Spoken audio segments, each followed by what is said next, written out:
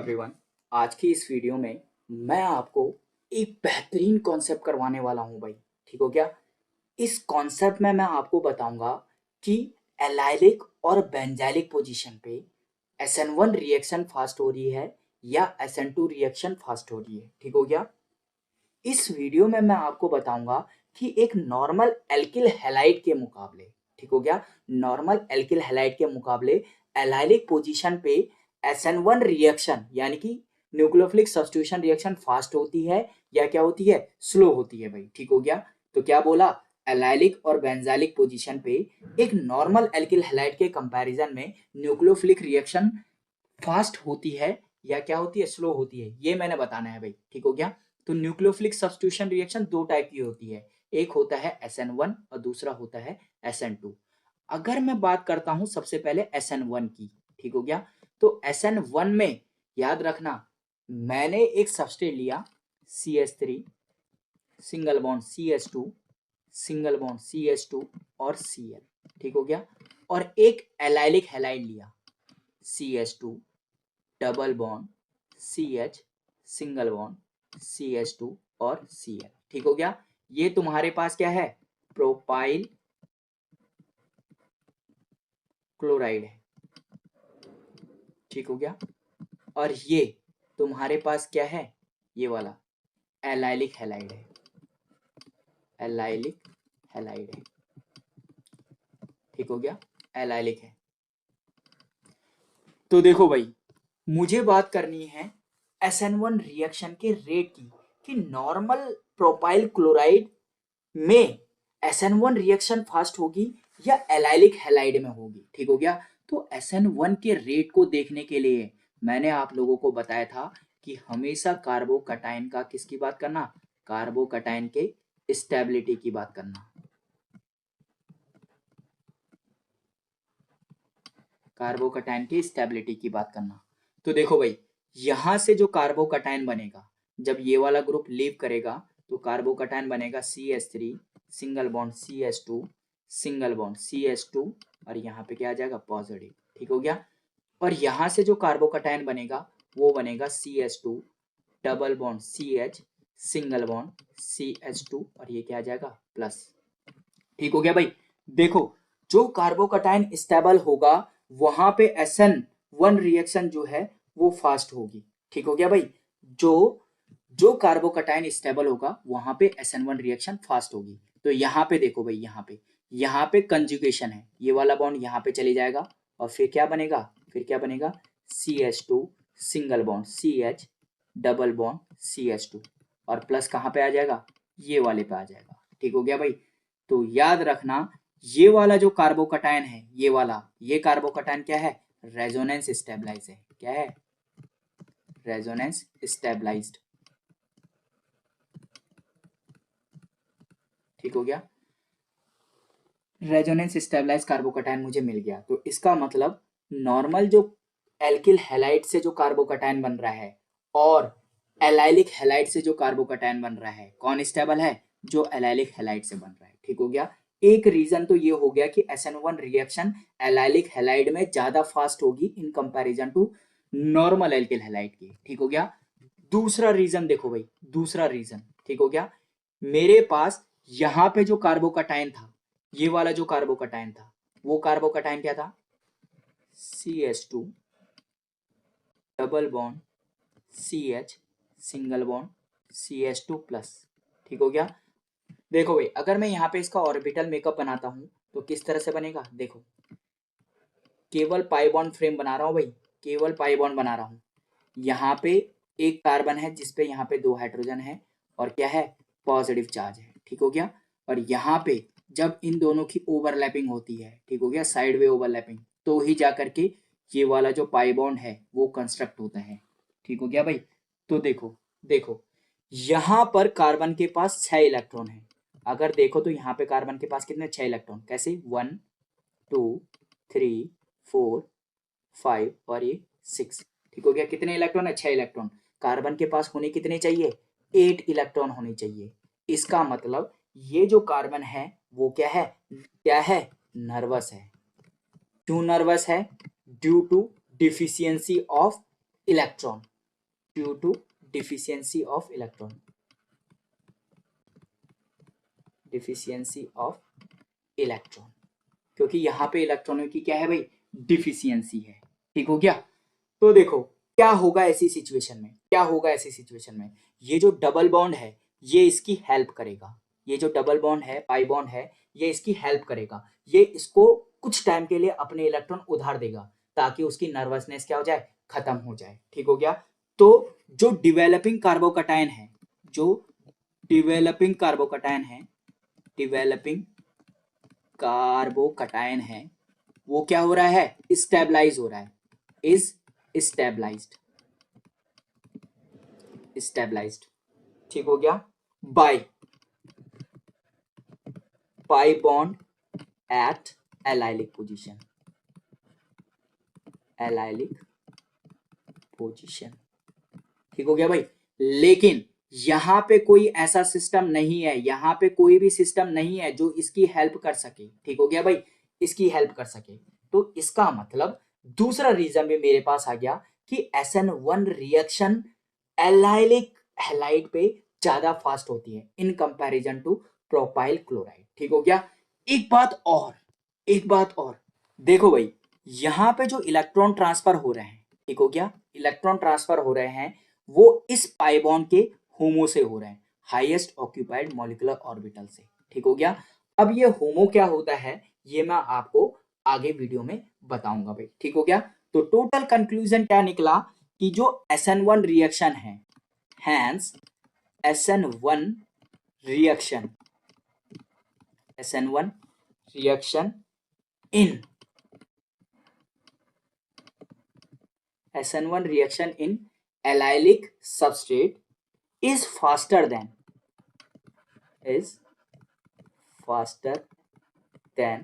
normal substrate, और वो normal substrate ऐसा है। ठीक हो गया भाई। इस चीज को बहुत अच्छे से ध्यान में रखना भाई। ठीक हो गया। तो पहले मैं आपको बताता हूं होमो और ल्यूमो का कॉन्सेप्ट।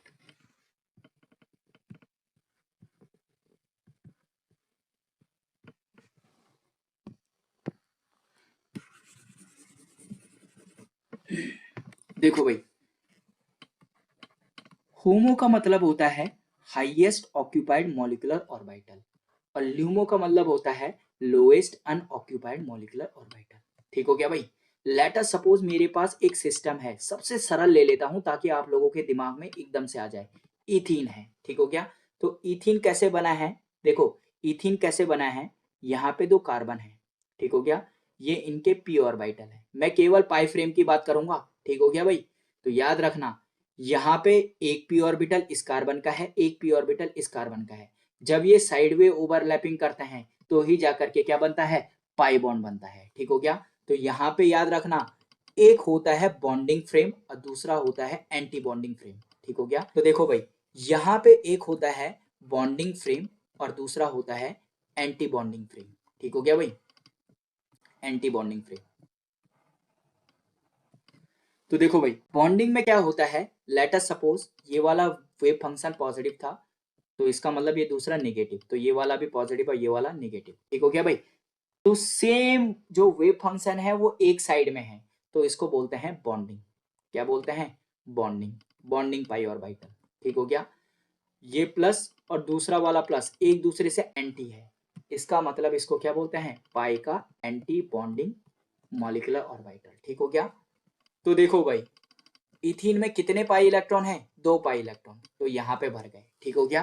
तो याद रखना देखो भाई यहाँ पे होमो का मतलब देखो, होमो का मतलब ऐसा ऑर्बिटल देखना है जिसकी एनर्जी हाईएस्ट हो और वो ऑक्यूपाइड हो। तो यहाँ पे 2 ऑर्बिटल है और हाईएस्ट एनर्जी उस ऑर्बिटल की देखनी है, हमें वो ऑर्बिटल ढूंढना है जिसकी एनर्जी हाईएस्ट है और उसमें इलेक्ट्रॉन भी है, तो ये वाला क्या हो जाएगा, होमो। देखो भाई अब बात करते हैं ल्यूमो की। ल्यूमो, ल्यूमो का मतलब क्या होता है, लोएस्ट अनऑक्यूपाइड मॉलिक्यूलर ऑर्बिटल, यानी कि एनर्जी में लोएस्ट है। और याद रखना एनर्जी में तो लोएस्ट है ही लेकिन उसके अंदर कोई इलेक्ट्रॉन नहीं है, तो कौन सा ऑर्बिटल होगा, ये वाला जिसमें इलेक्ट्रॉन नहीं है और बाकी कोई ऑर्बिटल तो नहीं है ना। अगर इसके ऊपर कोई भी ऑर्बिटल होता है इस टाइप से तो भी ल्यूमो यही होता, समझ में आया। मतलब सबसे ज्यादा एनर्जी इसकी, फिर कम इसकी या सबसे कम इसकी, तो एनर्जी में कम होना चाहिए और साथ में उसके अंदर इलेक्ट्रॉन भी नहीं होने चाहिए। ठीक हो गया। तो अगर कोई भी स्पीसीज इलेक्ट्रॉन डोनेट करता है तो वो होमो से इलेक्ट्रॉन डोनेट करेगा, और कभी भी इलेक्ट्रॉन लेता है तो वो कहाँ लेगा, ल्यूमो में लेगा। ठीक हो गया भाई। तो इसलिए मैंने बोला कि जो मेरे पास कार्बोकटायन बन रहा था CH2 double bond CH single bond CH2 positive, ठीक हो गया। तो यहाँ पे जो इलेक्ट्रॉन जा रहे थे वो पाई बॉन्ड के कहाँ से जा रहे थे, होमो से जा रहे थे। ठीक हो गया। और अगर लेगा तो कहाँ लेगा, ल्यूमो में लेगा। ठीक हो गया।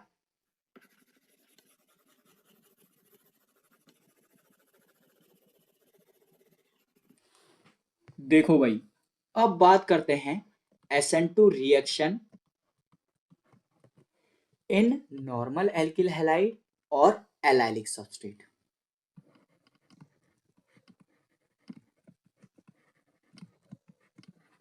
और एलाइलिक सबस्ट्रेट ले लो भाई, CH2 double bond CH single bond CH2Cl। ठीक हो गया भाई। अब देखो, बताओ SN2 रिएक्शन किस में फास्ट होगी।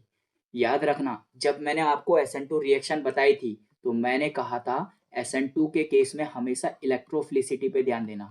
किस पे ध्यान देना, इलेक्ट्रोफिलिसिटी पे। जिसकी इलेक्ट्रोफिलिसिटी ज्यादा वहां पे SN2 का रेट फास्टर। ठीक हो गया।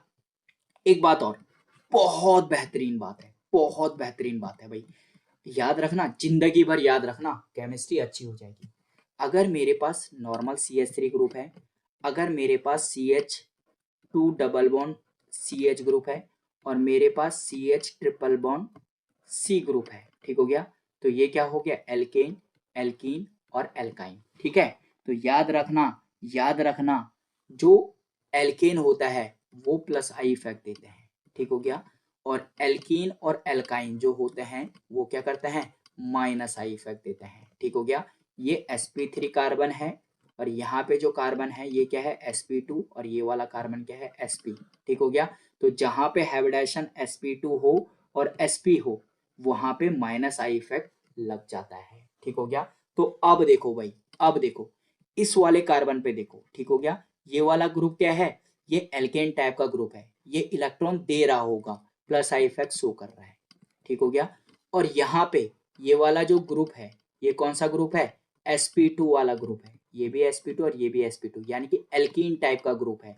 और मैंने बताया अगर एल्कीन टाइप का ग्रुप कहीं पे होता है तो वो क्या करता है, लेटर सपोज यहाँ पे डेल पॉजिटिव है, यहाँ पे डेल नेगेटिव है। ठीक हो गया। तो ये इलेक्ट्रॉन ले रहा होगा, जिसके कारण ये पॉजिटिव चार्ज इंटेंसिफाई हो जाएगा, ज्यादा हो जाएगा, और ज्यादा फास्टर तरीके से जो न्यूक्लियोफाइल है वो यहाँ पे क्या कर पाएगा, अटैक कर पाएगा। ठीक हो गया भाई। तो न्यूक्लियोफाइल ने अटैक कर दिया। एक रीजन तो ये है कि नॉर्मल एल्किल हैलाइड में और एलाइलिक एल्किल हैलाइड, तो एक रीजन ये है कि नॉर्मल एल्किल हैलाइड के मुकाबले एलाइलिक एल्किल हैलाइड में SN2 रिएक्शन फास्ट होती है। ठीक हो गया। देखो भाई, अब एक दूसरा रीजन देखो। ठीक हो गया। इस टाइप का सिचुएशन था, ये वाला, यहाँ पे तुम्हारा X है और यहाँ पे हाइड्रोजन, और ये क्या है, हाइड्रोजन है। ठीक हो गया। ये एलाइलिक वाला सिस्टम है। ठीक है। अब न्यूक्लियोफाइल ने अप्रोच किया, तो न्यूक्लियोफाइल कहाँ से अप्रोच करेगा, ये अप्रोच करेगा। ठीक हो गया।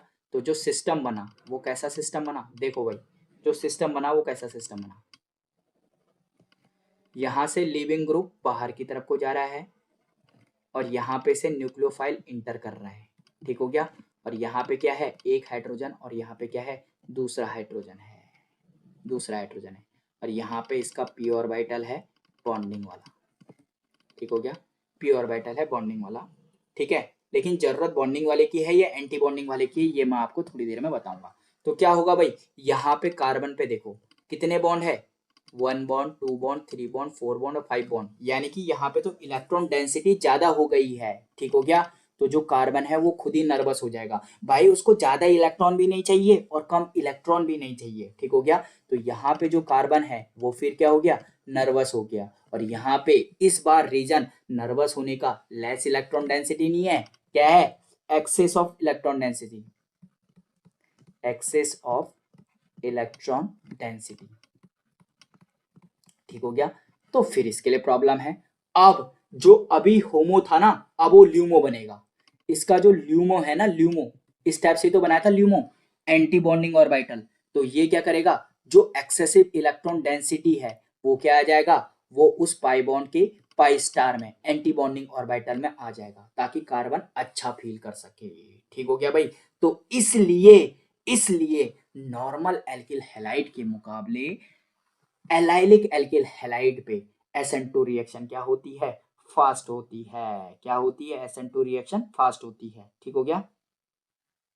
तो मैं क्या बोलूंगा, एलाइलिक पोजीशन पे, एलाइलिक पोजीशन पे जो SN2 है वो क्या होती है, फास्ट होती है, फास्ट होती है। ठीक हो गया। तो टोटल कंक्लूजन क्या निकला कि SN1 और SN2 reaction, SN1 and SN2 reaction is always faster, is always faster for allylic substrate, for allylic substrate। Same concept लगेगा, सेम कॉन्सेप्ट लगेगा बेंजाइलिक के लिए भी, चाहे तुम एलाइलिक बोल लो चाहे बेंजाइलिक बोल लो भाई। ठीक हो गया। तो नॉर्मल एल्किल हैलाइड के मुकाबले एलाइलिक और बेंजाइलिक जो एल्किल हैलाइड है वो क्या करेंगे, एलाइलिक और बेंजाइलिक जो एल्किल हैलाइड है वो फास्ट रिएक्शन देंगे। ठीक हो गया। देखो भाई, एक एग्जांपल भी मैं आप लोगों को साथ साथ करवा देता हूं।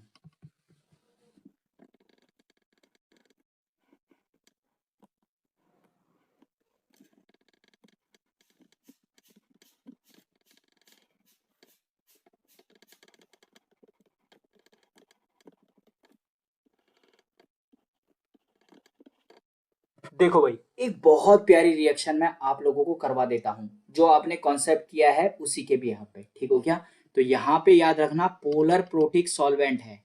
ठीक हो गया। देखो भाई, जो यहाँ पे सबस्ट्रेट है वो क्या है, बेंजाइलिक सबस्ट्रेट है।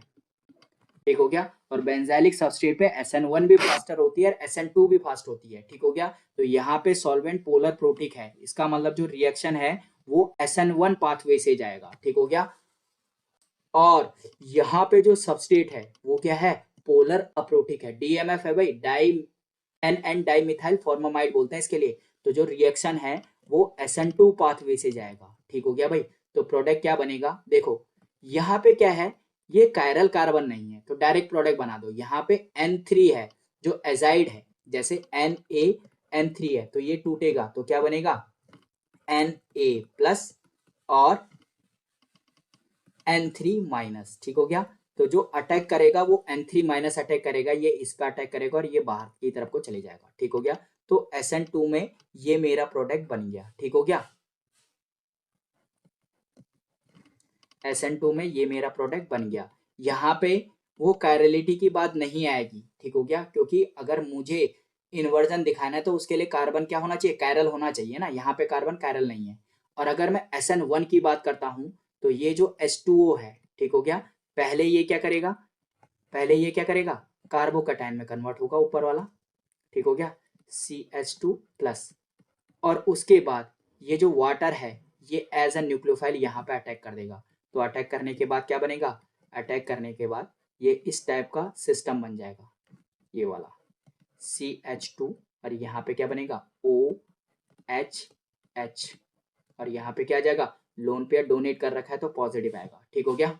और लास्ट में क्या होगा, वर्कअप, क्योंकि ऑक्सीजन के ऊपर क्या नहीं आ सकता, पॉजिटिव चार्ज नहीं आ सकता, तो ये टूटेगा।